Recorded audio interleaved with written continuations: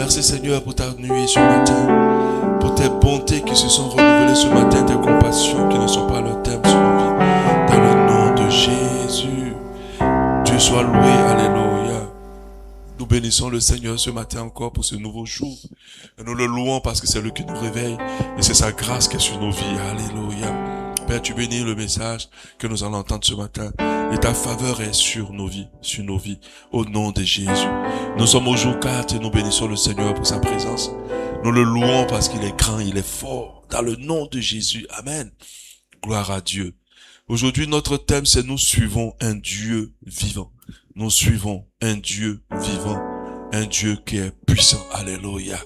S'il plaît à Dieu, à partir de demain, nous allons voir les dispositions qu'il nous faut pour pouvoir expérimenter la manifestation de Dieu. Alléluia.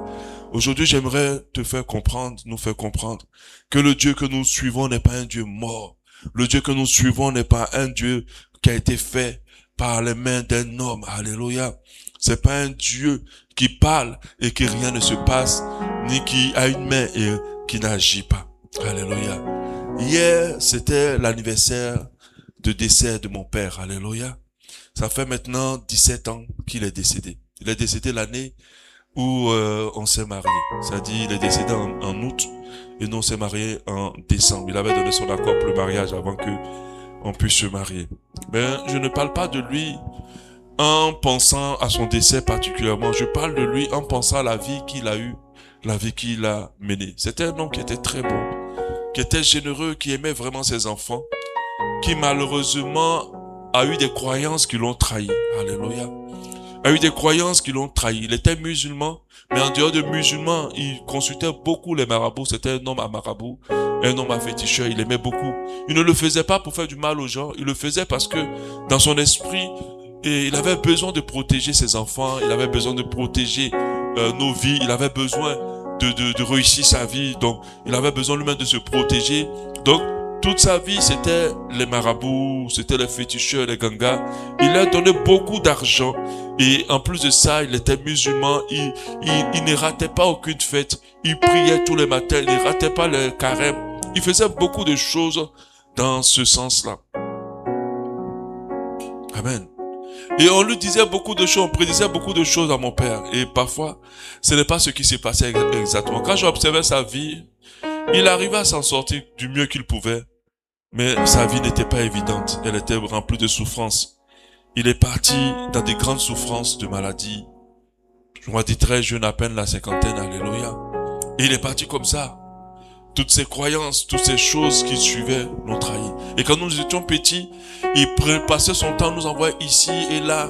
On nous envoyait beaucoup de médicaments. Parfois même, il est arrivé même qu'il a fait dormir un féticheur chez nous parce que le féticheur devait venir faire un travail. Et on était vraiment dans ce genre de pratiques. Et lui, c'était le Dieu qu'il suivait. C'était les dieux plutôt qu'il suivait. Il avait constamment beaucoup de canaris à la maison. Énormément de canaris pour faire les bains. Beaucoup, vraiment, c'était toute sa croyance. C'était le Dieu auquel il a mis sa vie.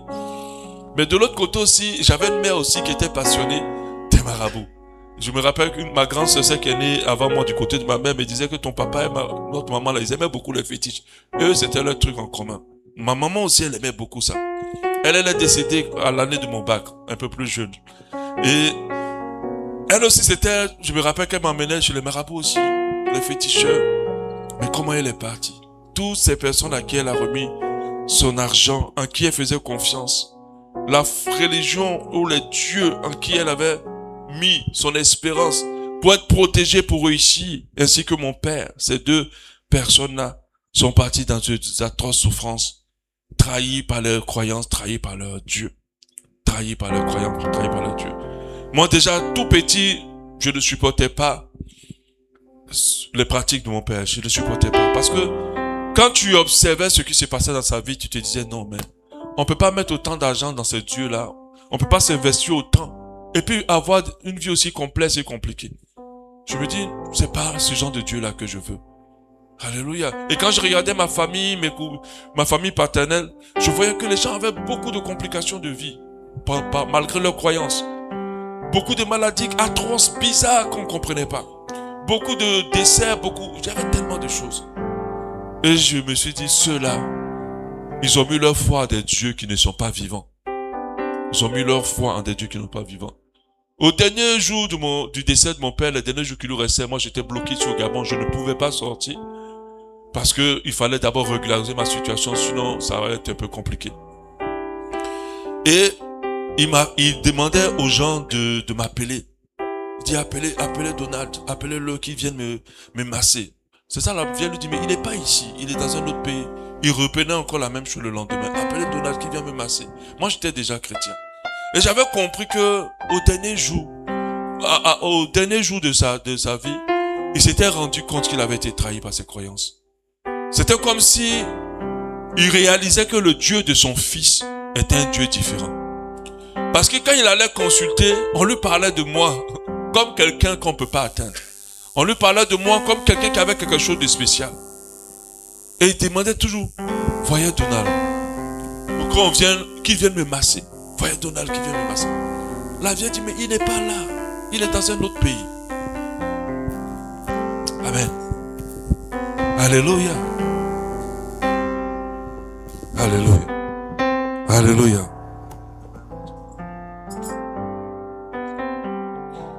Amen. C'est bon, Alléluia, c'est bon. Donc il disait à la vieille qui vienne me masser.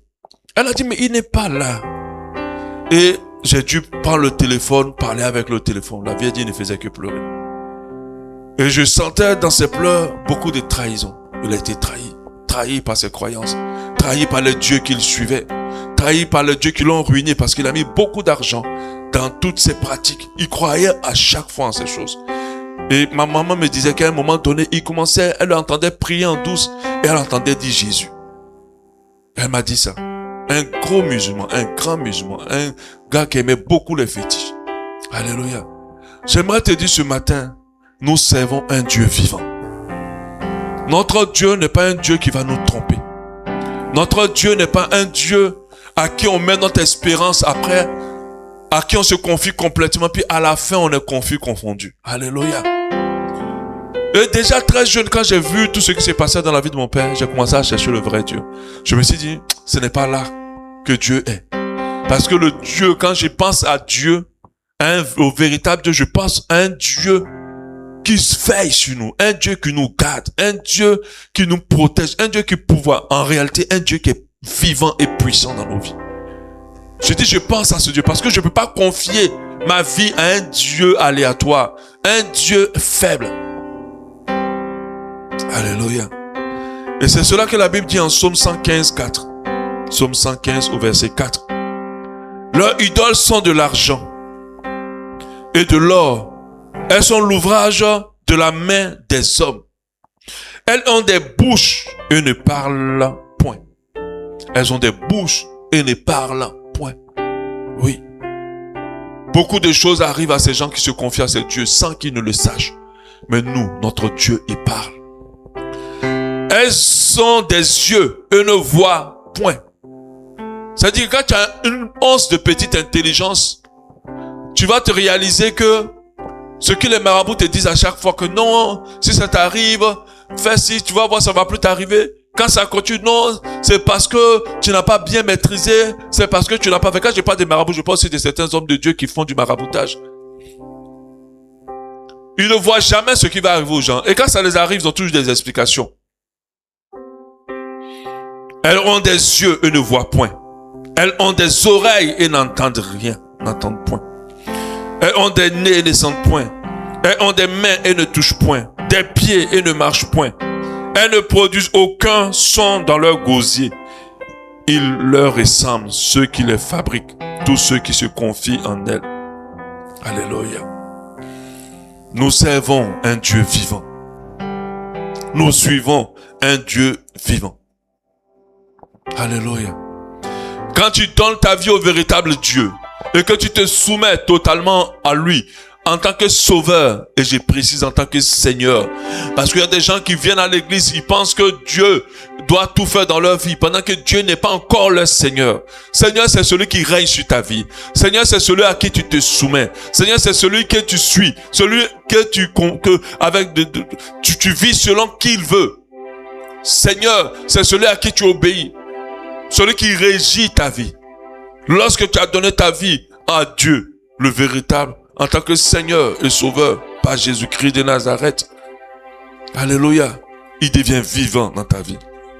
Beaucoup de personnes croient. Oh, on va dire oui, oh, les choses de noir, faut essayer les choses de noir. Ça marche, ça marche. Mais combien de choses de noir ont envoyé beaucoup à la tombe? Combien de choses de noir ont détruit la vie de plusieurs? Alléluia. Parce que le Dieu qu'ils servent derrière tout ça, les dieux plutôt qu'ils servent, ce sont des dieux faibles, impuissants. Il revient encore sur cette parole en Psaume 135, 15. Les idoles des autres peuples sont en argent, d'or, fabriquées des mains d'hommes. Elles ont une bouche, mais elles ne peuvent pas parler. Elles ont bien des yeux, mais elles ne voient pas. Elles ont des oreilles, mais qui n'entendent rien. Et pas le moindre souffle ne se trouve dans leur bouche. Les hommes ont créé des dieux. Les hommes sont des dieux qu'ils ont fabriqués de pierre, de bois, de bronze, de métal et tout. Mais ces dieux-là qui ne sont pas puissants, qui ne sont surtout pas vivants. Nous vivons et notre Dieu est vivant parce que le souffle qui est en nous, c'est le souffle que notre Dieu a mis en nous. Nous avons un Dieu qui est puissant. Il faut que nous puissions le réaliser. Notre Dieu se vit. Il est authentique dans la vie de ceux qui le suivent comme Seigneur et Sauveur. Nous servons un Dieu vivant, un Dieu puissant. Alléluia. Amen. Ce matin, je pourrais parler en long, en large des choses incroyables que j'ai vécues avec Dieu. Et je pourrais aussi prendre plusieurs exemples de la Bible qui parlent de comment Dieu est vivant. Mais je crois que la meilleure manière de nous convaincre de ce que Dieu vit, alléluia, c'est de vous souhaiter à chacun de vous de l'expérimenter. De manière authentique et véritable. C'est qu'au sortir de 12 matins, tu ressens ton Dieu dans ta vie. Parce que l'expérimentation vaut mieux que 1000 explications. Alléluia. L'expérimentation vaut que 1000 théories. Amen. Alléluia.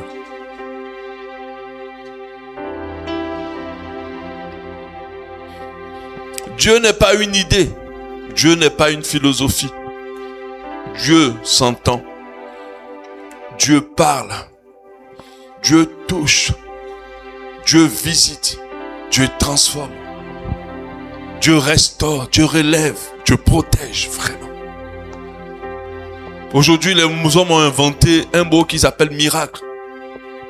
Ils attribuent ce mot à toutes les choses qu'ils n'arrivent pas à comprendre. Mais nous savons que derrière ces choses, c'est notre Dieu qui est. Alléluia. Parce que quand vous regardez la réalité de beaucoup de choses, vous ne pouvez pas comprendre pourquoi il se passe ainsi. Vous ne pouvez pas comprendre comment cela puisse être possible. C'est parce que le Dieu que nous servons est un Dieu vivant. Parlez à un occultiste qui est encore dans le haut niveau de sa pratique. Parce que le diable, il te lève au maximum. Mais pendant ce temps, il est en train de préparer ta chute. Quand il va te parler du Dieu qui sait, il va le parler avec toute conviction. C'est pour ça que parfois nous avons des occultistes ou des sorciers qui viennent dans cette église en se disant que oui, je viendrai déranger. Mais ils rencontrent un Dieu vivant et puissant. Parce qu'ils pensent que leur Dieu est puissant. J'avais lu le témoignage d'une dame qui pratiquait la sorcellerie et partait en mission contre les chrétiens. Et ils avaient voulu détruire un homme de Dieu. La voiture avait fait tellement de tonneaux. Mais l'homme de Dieu est sorti vivant. Tous les autres dans la voiture étaient morts. Ils étaient étonnés. Et quand elle allait attaquer une famille, elle avait une forte lumière qui en protégeait cette famille. Certainement, cette famille ne se rendait même pas compte qu'elle était protégée. Mais la Bible te dit que l'ange de l'Éternel campe autour de ceux qui craignent Dieu. Ton Dieu, il faut le vivre. Arrête les théories. C'est pour ça que je suis à un stade où j'évite les débats. Au boulot, quand j'entends les gens parler de Dieu d'une manière de rentrer, si je les écoute seulement, je ne dis pas grand chose. Parce que tu vas finir de faire les débats, là, puis ton Dieu n'est pas vivant dans ta vie, c'est dangereux. Il faut qu'ils voient de leurs propres yeux qui est ton Dieu. Alléluia. Et nous avons tout intérêt, comme je l'ai expliqué hier, que de manifester, d'expérimenter Dieu. Parce que non seulement ça porte notre foi, mais deux, c'est un grand message d'évangélisation pour nos proches. C'est la manière dont nous allons toucher nos proches. Alléluia. Amen. Nous allons prier. Je vais demander au pasteur Vivien de nous conduire dans la prière.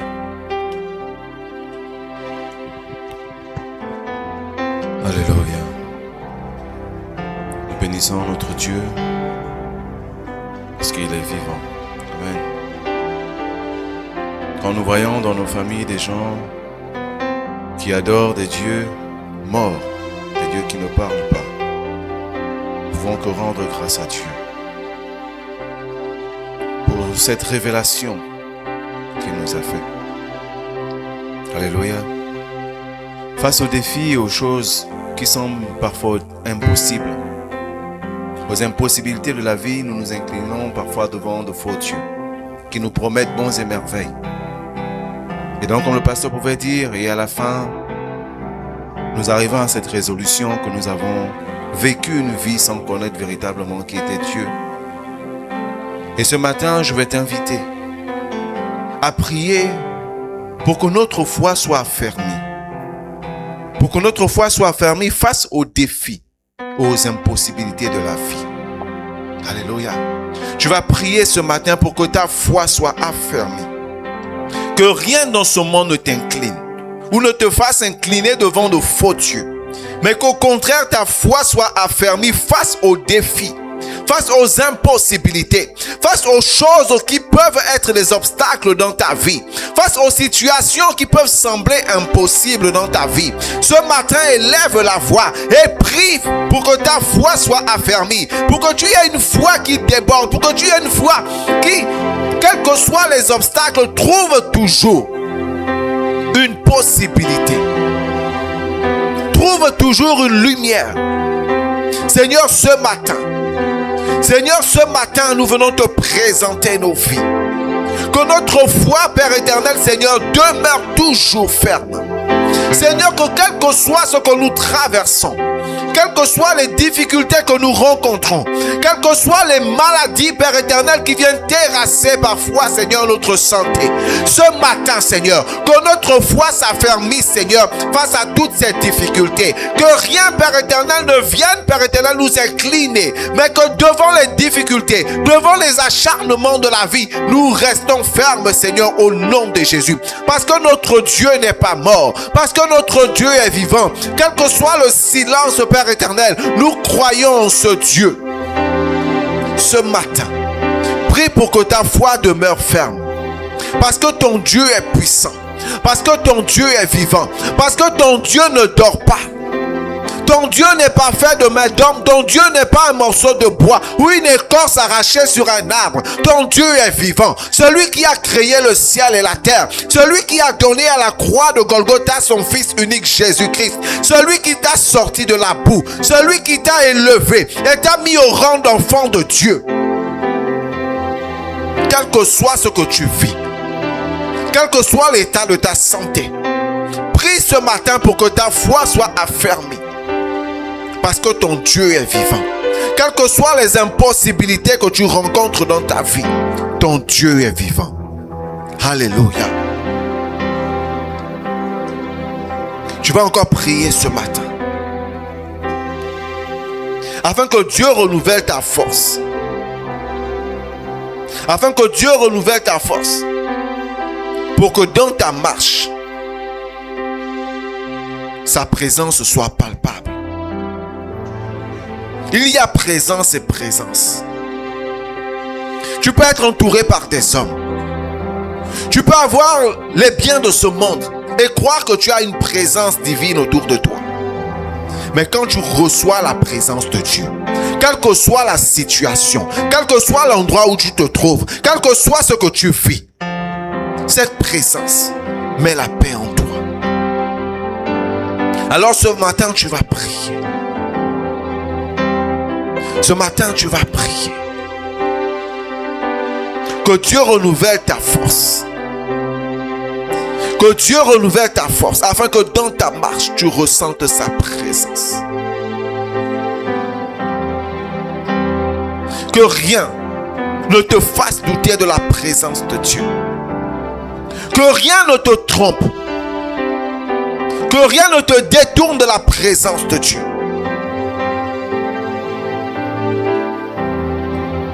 Que rien ne t'éloigne de la présence de Dieu. Ce matin, le Seigneur est présent aujourd'hui. Ce matin, le Seigneur demande à être présent dans ta vie, à chaque moment de ta vie. Ne regarde pas ceux qui brillent pour déterminer la présence de Dieu dans ta vie. Parce qu'Élie pouvait appeler Dieu. Élie pouvait voir le feu. Élie pouvait voir la tempête. Mais Dieu n'était pas à l'intérieur. Il était dans un vent doux et léger. Alors ce matin, que la présence de Dieu soit palpable dans ta vie, dans ta marche. Qu'il renouvelle ta force. Qu'il renouvelle ta force. Afin que dans ta marche, sa présence soit palpable. Alléluia.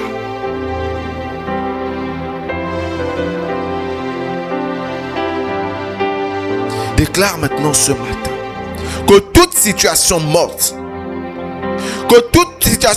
dans ta vie reçoit la vie de Dieu. Et que toute chaîne visible et invisible soit brisée au nom de Jésus.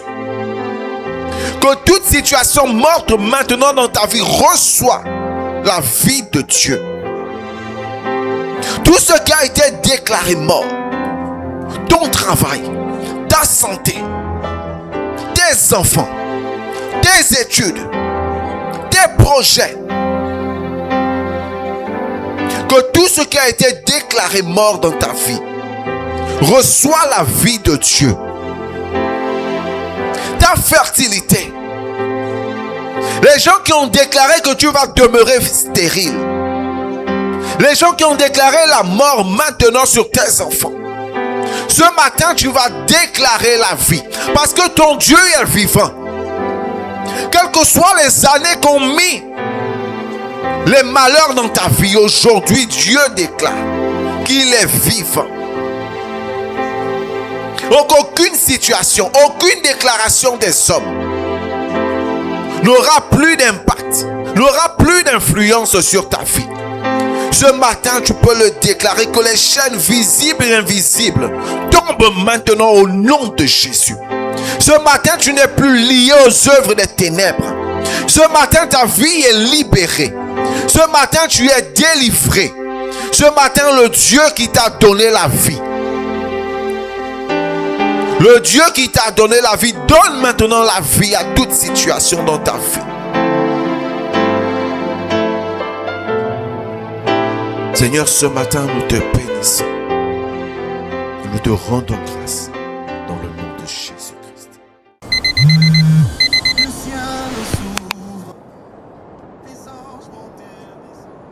Et si vos matinées devenaient un moment de rencontre avec Dieu?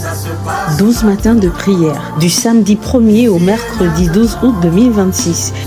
L'église Abba Shalom vous invite à vivre un temps de prière, de restauration et de renouveau sur le thème « Expérimenter Dieu ».